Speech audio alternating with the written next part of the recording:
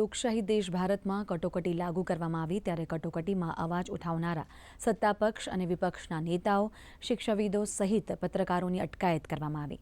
Emergency દરમિયાન નસબંધીની ઘટના પણ લોકો ભૂલી શક્યા નથી. તે અંગે પ્રસ્તુત છે એક અહેવાલ.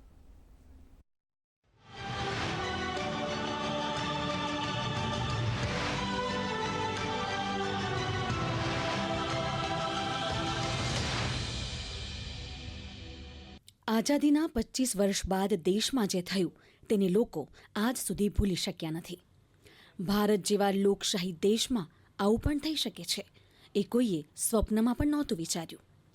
કેવી રીતે કોઈ લોકશાહી દેશમાં સંસદમાં કોઈ નેતા અને પક્ષ દેશના બંધારણને વેરણછેરણ કરી શકે? જો કે આ બાબતનું ઉદાહરણ હતું ઇન્દિરા ગાંધીની સરકારે લાદેલી કટોકટી. ઇન્દિરા ગાંધીએ પોતાની મહત્વાકાંક્ષાઓને પૂર્ણ કરવા માટે રાષ્ટ્રપતિના હસ્તાક્ષર સાથે કટોકટી લાગુ પાડી. બંધારણના અનુચ્છેદ 352 હેઠળ આંતરિક અશાંતિના નામે કટોકટી લાગુ પાડી અને વિપક્ષના તમામ નેતાઓને જેલમાં નાખવામાં આવ્યા. લોકોના મૌલિક અધિકારો છીનવી લેવામાં આવ્યા અને પ્રેસ ઉપર પણ પ્રતિબંધ લગાવવામાં આવ્યો. સરકારે મીસા એટલે કે maintenance of internal security act અને ડિફેન્સ ઓફ ઇન્ડિયા રૂલ હેઠળ નેતાઓને બંદી બનાવ્યા. વિપક્ષના નેતાઓ મોરારજી દેસાઈ, અટલ બિહારી વાજપેયી, લાલકૃષ્ણ અડવાણી, જ્યોર્જ ફર્નાન્ડિસ, જયપ્રકાશ નારાયણને જેલમાં મોકલવામાં આવ્યા. ઉપરાંત કોંગ્રેસ કાર્યકારિણીના ચૂંટાયેલા સભ્ય ચંદ્રશેખરની પણ ધરપકડ કરીને જેલ મોકલવામાં આવ્યા. આ સમય દરમિયાન એવો કાયદો બનાવ્યો જેમાં ધરપકડ કરાયેલી વ્યક્તિને કોર્ટમાં રજૂ થવાનો કે જામીન માંગવાનો હક પણ નહોતો. નેતાઓની ધરપકડની માહિતી તેમના પરિવારજનો અને મિત્રો તથા સહયોગીઓને પણ આપવામાં નહોતી આવી.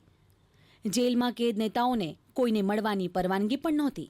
તેમની ટપાલ પણ સેન્સર થતી અને નેતાઓ સાથે મુલાકાત દરમિયાન ગુપ્તચર અધિકારીઓ હાજર રહેતા હતા. કટોકટીની શરૂઆતમાં જ બંધારણના અનુચ્છેદ 14, 21 અને 22ને હટાવી દેવામાં આવ્યા, જેનાથી નાગરિકોના મૌલિક અધિકારો છીનવાઈ ગયા. ધરપકડના 24 કલાકમાં અદાલતમાં હાજર થવાનો અધિકાર પણ છીનવાયો. જાન્યુઆરી 1976માં અનુચ્છેદ 19ને હટાવીને અભિવ્યક્તિની સ્વતંત્રતા, પ્રકાશન, સંઘ બનાવવાની અને સભા કરવાની આઝાદી પણ લઈ લેવામાં આવી. કટોકટી લાગુ થતાં જ વર્તમાનપત્રો અને સમાચારો ઉપર સેન્સરશિપ લાદી દેવામાં આવી. સરકારે પીટીઆઈ, યુએનઆઈ, હિન્દુસ્તાન સમાચાર અને સમાચાર ભારતીને બદલે એક નવી સમાચાર એજન્સી બનાવી. પ્રેસ માટે આચાર સંહિતા બનાવવામાં આવી અને ઘણા સંપાદકોને કેદ કરવામાં આવ્યા. તેમજ તે સમયે આવેલી ફિલ્મ કિસ્સા કુર્સી કા જપ્ત કરવામાં આવી. કિશોર કુમાર જેવા ગાયકોને કાળી સૂચિમાં સામેલ કરવામાં આવ્યા. તો આંધી જેવી ફિલ્મ પર પ્રતિબંધ લગાવવામાં આવ્યો. કટોકટી દરમિયાન પોલીસ અત્યાચાર અને દમન જાણે સામાન્ય વાત હતી. કટોકટી દરમિયાન સામાન્ય લોકોનું ઉત્પીડન કરવામાં આવ્યું. 25 જૂન 1975ના દિવસે લાગુ પાડવામાં આવેલી કટોકટી 21 માર્ચ 1977 સુધી ચાલી. આ એક તાનાશાહી વલણ હતું જે સામાન્ય લોકો માટે ઘાતક હતું.